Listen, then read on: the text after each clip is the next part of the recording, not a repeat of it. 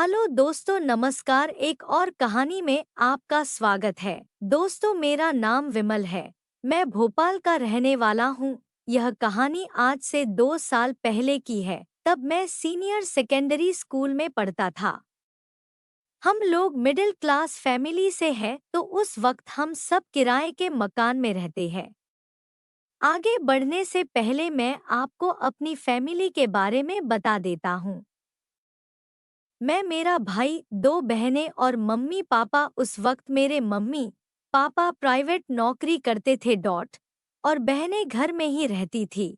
ये कहानी छोटी बहन की है। वो दोनों बहनों में सबसे छोटी है और मुझसे बड़ी है उनका रंग गोरा है, हाइट अच्छी है, गोल चेहरा, काफी खूबसूरत है। अगर कोई उन्हें देख ले तो उसे अपना बनाने की कोशिश करने लगता है।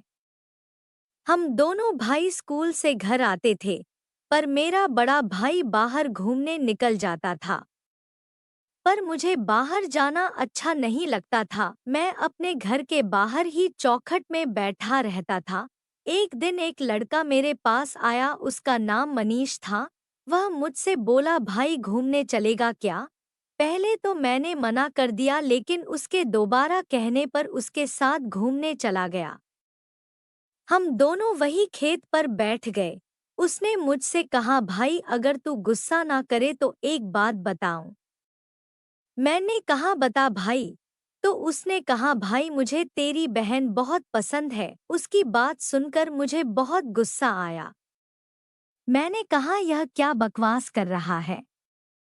उसने कहा, भाई तू मानेगा नहीं, पर मैंने तेरे बहन को बहुत चाहा है।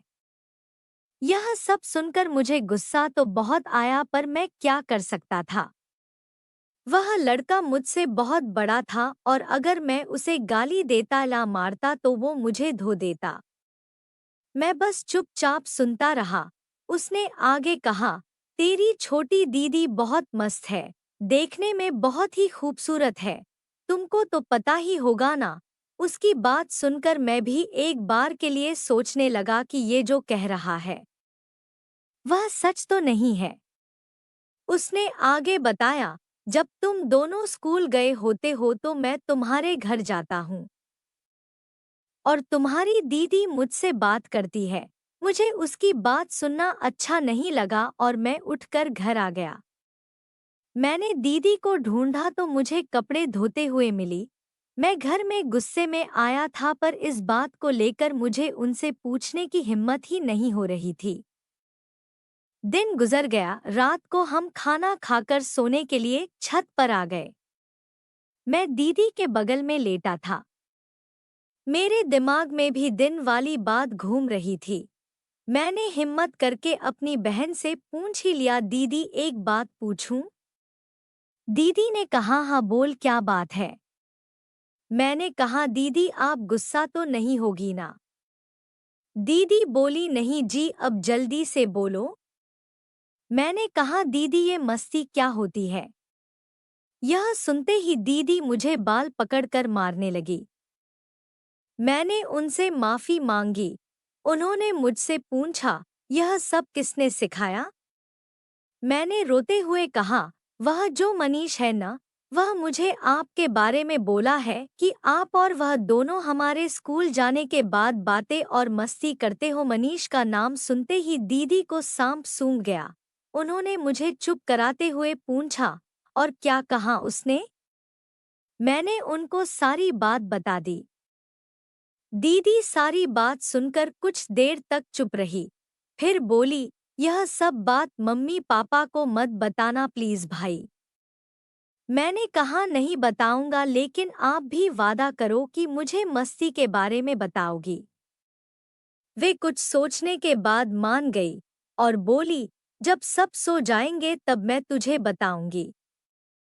मैंने कहा, ठीक है दीदी। 1 घंटे बाद करीब 11 बजे मैंने दीदी से फिर पूछा, अब तो सब सो गए, अब तो बता दो। दीदी ने इधर उधर देखा तो हमारे अलावा छत पर और कोई नहीं था। तब दीदी ने मस्ती के बारे में 2 कहानियां सुनाई। मैंने उनसे पूछा, दीदी ये मस्ती कैसे करते हैं? उन्होंने मुंह बनाते हुए कहा, ये सब जानने के लिए तो अभी छोटा है। मैंने थोड़ी जिद की, दीदी बताओ ना प्लीज। तो वे मान गई और उन्होंने बताना शुरू कर दिया। यह सब सुनते ही मैं पागल हो गया और मैं भी मस्ती के बारे में सोचने लगा। दीदी ने मेरा चेहरा देखा और पूछा, क्या हुआ? मैंने उन्हें बताया, दीदी कुछ नहीं, बस ऐसे ही। दीदी ने मुझे हाथ लगाया और पूछा, अच्छा लग रहा है? मैंने हाँ में सिर हिला दिया। फिर दीदी हंसने लगी। फिर मैंने दीदी से कहा, मुझे भूख और प्यास लगी है, क्या मुझे दूध और खाना मिल सकता है? तो दीदी चुप हो गई। तब मैंने पूछा, दीदी क्या हुआ? तो दीदी ने कहा, कुछ नहीं, खाना तो खत्म हो गया, मैं दूध देती हूँ, पी लो। फिर उन्होंने जैसे ही एक गिलास दूध दिया, मैंने पी लिया और भूख को शांत किया।